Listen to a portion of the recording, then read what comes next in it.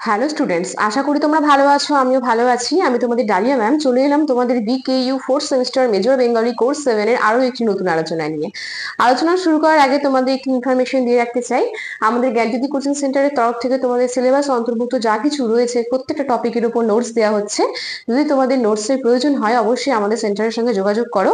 আমাদের যোগাযোগ নাম্বার 6295916282, আরেকটি নাম্বার 7076398606। তাহলে চলো আজকের ক্লাস শুরু করা যাক।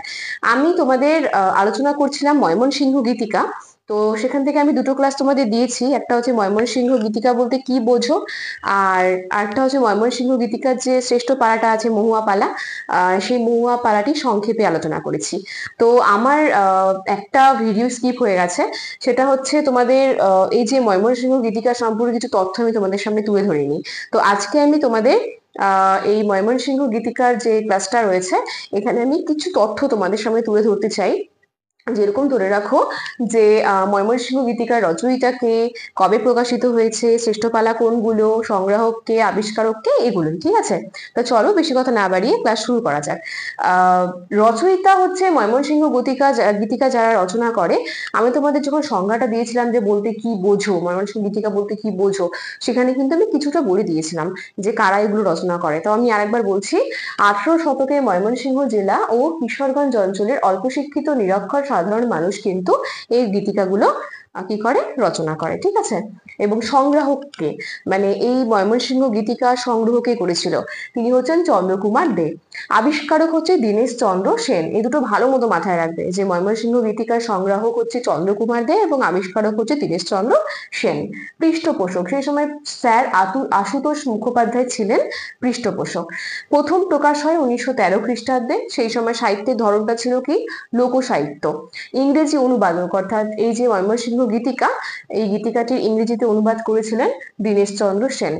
মোটামুটি এই ময়মনসিংহ গীতিকাটি টোটাল 23টা ভাষায় কিন্তু অনুবাদ হয়েছে। হ্যাঁ, বিভিন্ন ভাষায়। এখানে যেরকম দেখতে পেলে যে ইংরেজি ভাষায় অনুবাদ করেছে দীনেশ চন্দ্র সেন, ঠিক সেরকম আরো অন্য অন্য ভাষাতেও এই গীতিকাটি, ময়মনসিংহ গীতিকাটি অনুবাদ হয়েছে। এই যে ময়মনসিংহ গীতিকা, এই গীতিকার পালা রয়েছে তোমার দুটো দুটো শ্রেষ্ঠ পালা রয়েছে। একটা হচ্ছে মহুয়া পালা, আর একটা হচ্ছে আমাদের চন্দ্রাবতী পালা। তো আমরা মহুয়া পালাটাকে শ্রেষ্ঠ পালা বলে থাকি। যারা আমার মহুয়া পালার সংক্ষিপ্ত আলোচনাটা দেখোনি তারা অবশ্যই আগে ভিডিওটা দেখো এবং দেখে কেমন লাগলো আমাকে কমেন্ট বক্সে জানিও। তাহলে দেখো, দুটো যেহেতু শ্রেষ্ঠ পালা আছে, দুটোই তো তোমাদের সিলেবাসে রয়েছে। তো মহুয়া পালাটি কিন্তু আমরা দেখতে পারি রচয়িতা দ্বিজ কানাই। আর হচ্ছে এখানে টোটাল 21টা অঙ্ক আছে। আর এই পালাটার নাম হচ্ছে মহুয়া পালা।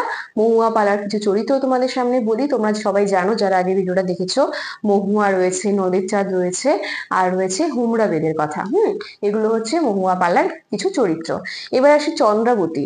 চন্দ্রাবতী পালার রচয়িতা হচ্ছে নয়নচাঁদ ঘোষ। তিনি যে চন্দ্রাবতী পালাটি লিখেছেন তার অঙ্ক সংখ্যা হচ্ছে, দেখতেই পাচ্ছ লিখে দিয়েছি, 12টি অঙ্ক রয়েছে। আর এখানে চরিত্র হচ্ছে চন্দ্রাবতী এবং জয়ানন্দ। তোমাদের আমি এই পালাটা এখনো আলোচনা করিনি। এরপরে যে আমি ভিডিওটা আনবো সেখানে তোমাদেরকে চন্দ্রাবতী পালাটা সংক্ষেপে বুঝিয়ে দেওয়ার চেষ্টা করব। তো আশা করছি তোমরা আমার ক্লাস বুঝতে পারছো। আজকে আমি তোমাদের সামনে ময়মনসিংহ গীতিকার সম্পর্কে কিছু তথ্য তুলে ধরলাম। আর যারা আমার নিয়মিত ক্লাস দেখছো বিটিইউ থেকে, তাদেরকে বলবো যদি তোমাদের আমার ক্লাস ভালো লেগে থাকে অবশ্যই একটা লাইক, কমেন্ট, শেয়ার করে আমার পাশে থাকো। এবং যে চ্যানেল থেকে ভিডিওটি দেখছো সেই চ্যানেলটি সাবস্ক্রাইব করে নোটিফিকেশন অল করে রাখো। তবে প্রত্যেকটা চ্যানেল, মানে আমাদের চ্যানেলে যে ভিডিওগুলো দেওয়া হচ্ছে সেগুলোর সর্বপ্রথম নোটিফিকেশন তোমাদের কাছে পৌঁছে যাবে যদি তোমরা নোটিফিকেশন অল করে রাখো সাবস্ক্রাইব করে। আশা করছি বুঝতে পারছো আমার ক্লাস। তাহলে আজকের ক্লাস এত পর্যন্তই। দেখা হচ্ছে নেক্সট ক্লাসে আরো একটি নতুন ভিডিও নিয়ে। সুস্থ থাকো, ভালো থাকো, আমাদের চ্যানেলকে ভালোবেসে আমাদের সাথে থাকো। ধন্যবাদ।